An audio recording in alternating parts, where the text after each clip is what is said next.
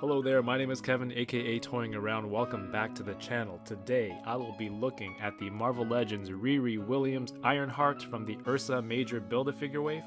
This month, my goal was to post content every day for 31 days straight, and today being the 30th, thank you for watching this review. There's a whole playlist on the side with everything that's been done this month. Feel free to check it out, leave me some feedback on what you like, what you don't like, and maybe I can implement more content going forward on a monthly basis based on some of the feedback. So thank you for watching. Please like, comment, and share where you can, and consider subscribing if you haven't already.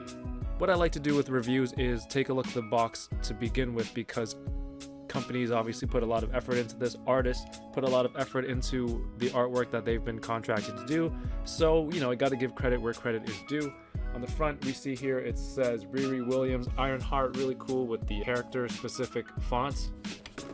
It slipped, I just ate popcorn. On the side we have some badass artwork of her in her armor.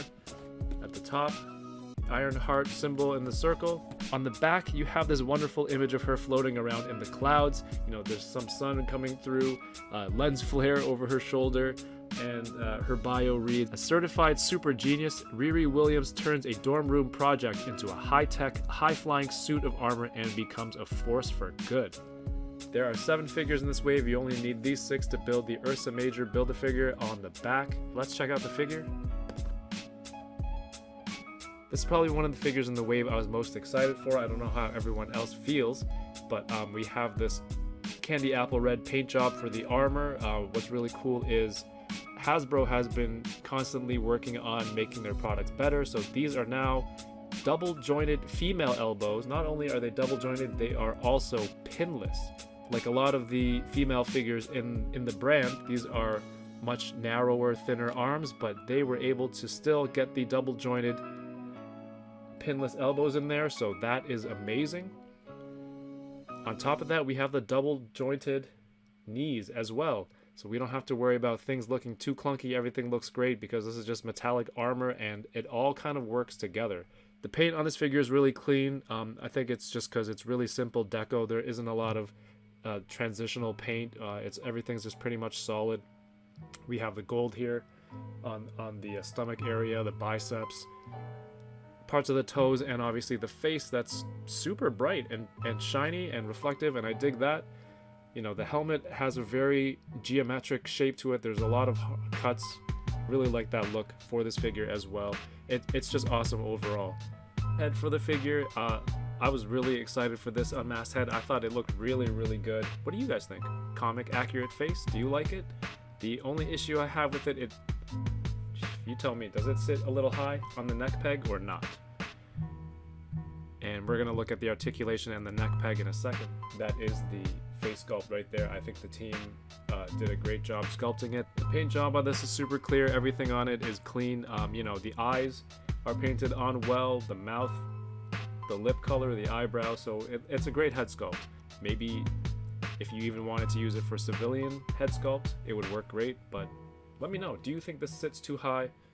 The reason I feel like the head sculpt might sit a little bit high on this neck peg, this is what it looks like underneath, and they went with this ball joint at the top of the neck, and I'm not sure what the reason was for this. If you put the Ironheart head sculpt back on, you can still tilt it side to side where you don't need that much range in that aspect, but if you're getting into a flight pose or flying, this is as far back as the head can go.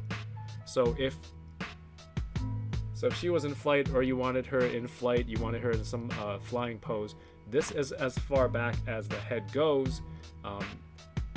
If I use this really great abdominal crunch, it gets a little bit better, but there isn't much looking above going on. So you can still kind of get a decent looking head-on flight pose.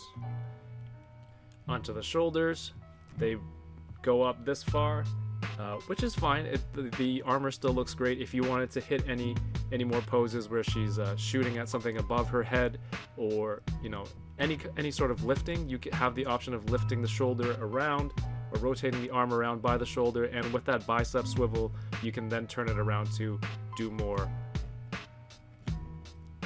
above head fighting poses. The shoulder articulation is really good for that. You have the range to go all the way around. There's no butterfly joint in there. As mentioned previously, there is the bicep swivel, the exceptional, very exceptional, double jointed pinless elbow, and with that at its fullest, you can get the perfect arm bend, the complete arm bend like that. That is crazy to me. If you are an articulation junkie, like I know a lot of people are, this is it. It's here. It's here. Double jointed pinless female elbows.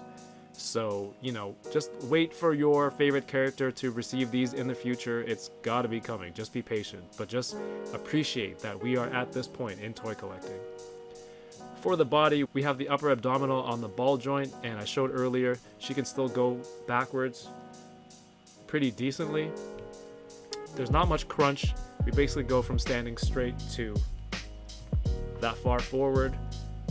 Some side to side. I don't know if they would have been able to add a straight ab crunch in here, maybe hide the engineering and the sculpting of the armor right here, but it would have been cool to get a little bit more ab crunch if you want to hit some superhero poses.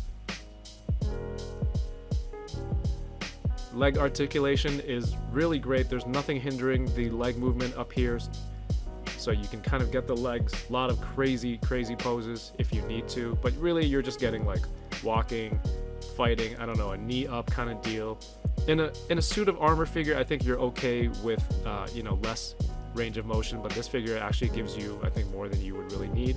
Upper thigh swivel here, and previously mentioned double jointed pinless knees that can go like that, and those are some really great poses and variety of poses that you can get. No calf swivel, and then you have the ankle rocker that gets really great movement side to side and forward and backwards, almost flat. So articulation wise, this figure pretty much has it all. Again, everything from the neck down I think is fantastic. The only major gripe is the ball joint for the head. I don't know, is anyone out there able to do a customization or a mod for that to give it a little more range? Another great part about this figure is it comes with a lot more accessories than you would expect. So it comes with one pair of fist hands like this, and then it comes with one pair of the repulsor blast hands. They're in a fixed position like this. The peg doesn't move. Also, let's not forget this awesome detail here of the two heart shapes on the back of the hands. And of course there is the little hole in the hand for your repulsor blast. You get a pair of these blue ones, one for each hand, which is great. And then you also have this kind of smoke effect, which I think is super cool. It looks really unique, and it's got this whole swirling effect. It has this formation here at the end of it so that it fits around the wrist, like a really cool accessory that makes it really three-dimensional with the way it curls out and you can fit the hand in there. Let's take a look at how she looks compared to other Marvel Legends. Now, obviously, not everyone has the same figures, but hopefully the comparisons I have here bring you one step closer to some sort of size relevance. Here she is next to a MCU Iron Man and a Marvel 80th Anniversary Captain America. Here she is next to the always awesome Marvel Legends She-Hulk and a Mafex Michael Jordan. Here we have her next to a Mezco Gomez and a Marvel Legends MCU Shang-Chi. And here she is with a Mezco Batman and a Star Wars Black Series Stormtrooper. You can also get some really great flight poses and fight poses if you get a simple flight stand. You can get really great ones from people like 796 Studios and just kind of hold them in the air, and then you can get some really great poses right there. Man, overall, this figure looks so fantastic. It's great. I got mine from Amazon.ca. I ordered a couple figures from this wave, but not all of them shipped. Only this one. Hopefully they all arrive soon and I can build the Ursa Major and maybe do a review for Ultron and some of the others in this wave. This looks really beautiful. It's got that, you know, candy apple red paint on it and lots of great effects. It's always cool when you get a alternate head sculpt, multiple hands, and multiple effects. So this is just great price overall. The only downside I would say is the neck peg and the limited range for looking up. I mean, down is fine. See, down is fine.